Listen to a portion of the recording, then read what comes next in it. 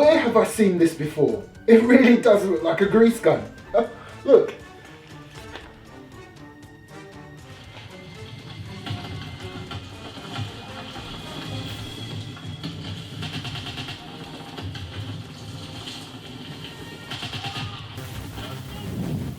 Alexa, order me a grease gun. Amazon's choice for grease gun is Silverline MS110 Grease Gun Lever Action 500cc. It's £13.28 total including tax. Would you like to buy it? No. Actually, yes. I can't believe I'm getting a grease gun for so little amount of money. There's supposed to be an airsoft gun in this.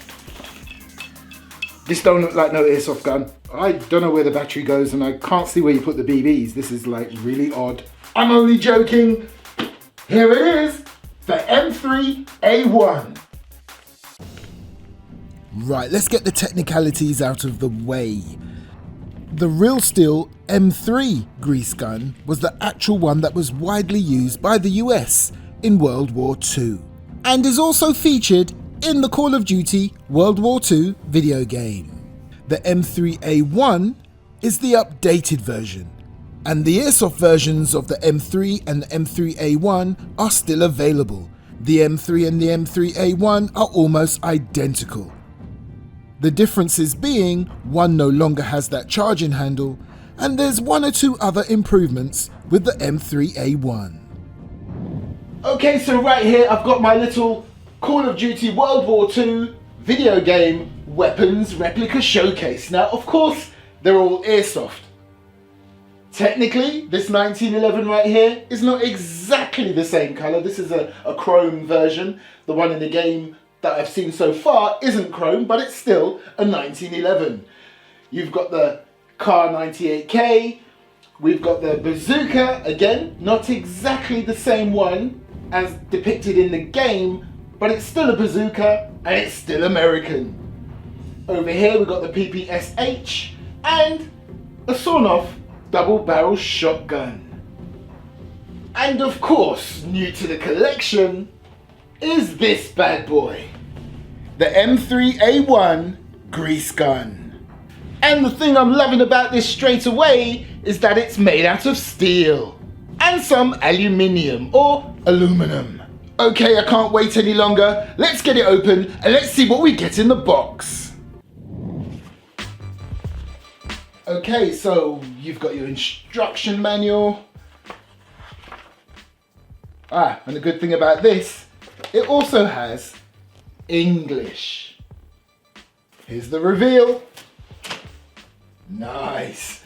Okay, so let's have a look at the accessories, the bits and pieces that you get before we get to the main piece itself. So straight away I can see, yet again, you get one of these free cheap chargers.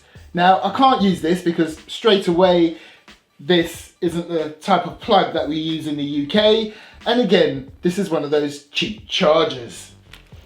What you really need to do is get yourself a nice smart charger. It also comes with a sling and its own battery pack. Now the reason why they supply you with its own 8.4 volt battery pack is that I've been reading up and apparently this is the only battery pack that you can fit inside the gun's grip. Now to me this looks like a standard 8.4 volt battery pack. Like this. I mean, if you look at this, it's got your 6 cells right there and a 7th one down there. Looks pretty much the same as this. But for some reason I've read that this will not fit. We'll check that out in a moment. But straight away I'll tell you, this does look slightly smaller than this. And this one does have that extra black piece right here. Whether that makes a difference, as I said, we'll check it out a little later. And of course, you've got your mag. Now this is a high cap mag. It takes about 520 rounds. And because of that, you have your wheel at the base to wind it up. And a door at the top to fill it up. Okay, let's get to the gun itself. And yes, I think you get the point now. It really does look like a grease gun. Right, so let's get to the AEG itself. This really does look the business. Let's get rid of the box, although hang on, I can see something just down there. I think it comes with, yes it does. Look, it comes with an unjamming rod. And look, there's that little piece right there. If you're to put a little piece... Now would you look at this? It's got some weight to it. And it kind of makes sense really, as its main construction, as mentioned before, is steel. Your only aluminum or aluminium parts are your outer barrel and this part right here that covers your lower receiver. It also has its own dedicated gearbox, purely because of how it's designed. Just like the real steel, it has its own multi-purpose retractable stock. You release the stock by pressing this button right here, and there's your full length stock. Now when I say multi-purpose, just like the real steel, if you press this button again, it comes out completely. Now let me draw your attention to the barrel nut. Can you see that little cutout, that little groove right there? Well, there's another one on the other side, just like the real thing. Now the way this becomes your multi-tool is that if you was to slide your stock over these grooves, you'd be able to undo your barrel nut. But because this is Airsoft, you don't really need to use this for that purpose. What you can do, and again, just like the real thing, it has this little piece right here. You just pull that down ever so slightly, grab hold of your barrel nut, and you can unscrew. Now, unlike the real steel, this little piece right here is actually inset a bit into the body of the gun. So you really do need to pull this down a bit before you undo the barrel nut. But again, this is Airsoft. Even though it will rub against the barrel nut, you can still unscrew. But we're not going to field strip this today. What we're going to do is we're going to continue with the features of the stock. So the second feature of this stock or multi-tool is this little piece right here. This, in the real steel world, and this is important, not in the Airsoft world, in the real steel world, you would use this to load your mag. And the third use for this versatile tool right here is you can use it as a cleaning rod. In the real steel world. You can't do this in Airsoft because this is too thick for the inner barrel. But hey, that doesn't really matter because as I showed you earlier, it also comes with its own cleaning rod or unjamming rod. Now if I was to briefly take you back to the Call of Duty WW2 video game, when using the grease gun, you would have noticed on the left hand side, there's a funny little piece hanging off the gun. If you're wondering what that is, well, that's the dust cover or bolt cover. Now, just like the real steel, and you are going to hear me say that a lot because this really does faithfully replicate the real steel, this dust cover or bolt cover isn't there just for show. It functions just like the real steel, or if you prefer, the real thing or the real deal. When this is shut, the gun is in safe mode. It will not fire. When it's open, it's in fire mode, and there is your bolt or mock bolt. Now this is where I can again explain the difference between this M3A1 updated version and the M3 that came before it. The M3 had a sort of a cocking handle or charging handle along here somewhere. They've done away with that because that proved to be troublesome. So instead, to get the bolt back, and in this case, the mock bolt, you put your finger here, just like the real thing, and drag it back. And in there is not just for show, because down there is where you would adjust your hop up. So let me take the opportunity right now to show you how the safety mechanism works on this. This little tab right here that you can see on the dust cover itself engages with this little tab down here. Hence the reason why it has to be shut. When you release it, that little tab down there gets released and your gun is in fire mode. And another thing that I absolutely love about this Airsoft representation of the real steel M3A1 is the sight. Look how basic that looks, but that pretty much is how the real steel is, on the rear and on the front. And another thing that I absolutely love is that they've kept faithful to the welding. Look at that, that's exactly how the real thing is made. This crude welding all the way down. I mean, this piece in the real world was made because it's cheaper and it was a lot more efficient to run.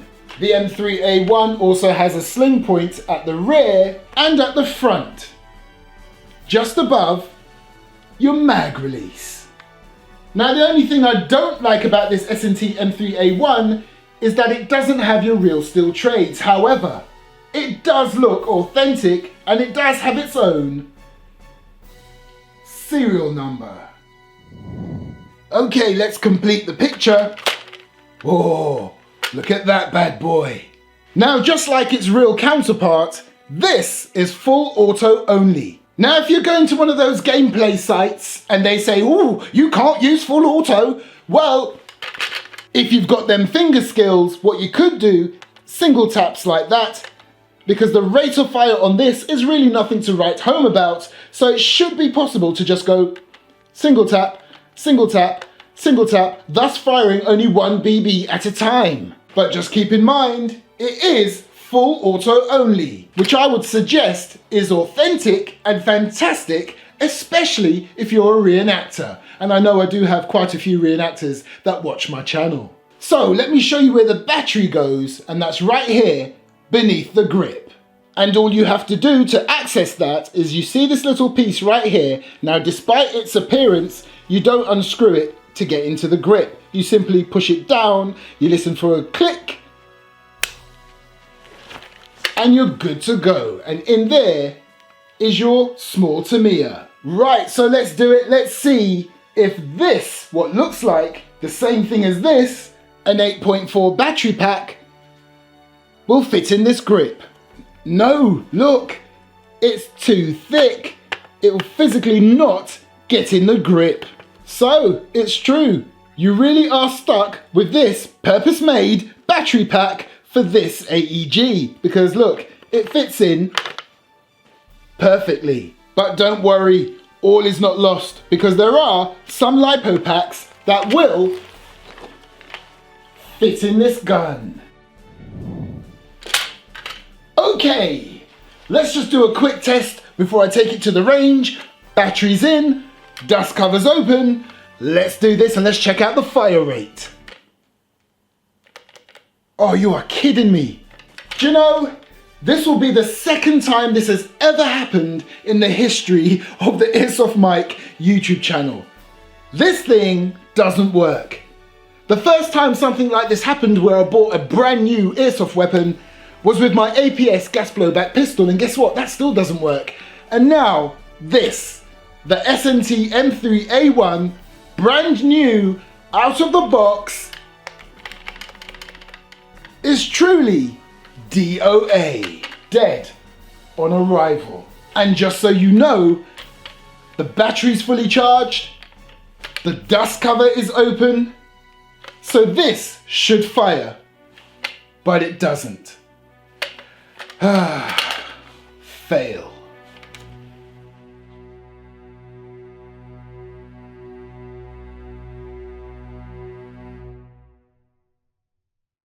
So here's my dilemma, and I'm going to put a poll up, and I'd appreciate it if you choose for me. Should I, 1, box it back up and send it straight back, or 2, open it up, check the fuse, check the wiring, check everything, put it back together and see if it works? Oh, and by the way, it's not the battery. The battery is fine, because I tested the same battery that it came with in another airsoft gun, and the battery powered it successfully, no issues. So it's not the battery. My mind's saying no, it's a brand new gun. I shouldn't have to open it up, and maybe opening it up will void any warranties. So I reckon I'm going to send it back anyway, but I'll still put the poll up. What do you reckon? Send it back or open it up and try and fix it? Thanks for watching, by the way. I still enjoyed making this video. And this won't be the last Call of Duty World War II gun that I'll be purchasing, so watch out soon for another one of these type of videos. And hopefully the gun will work.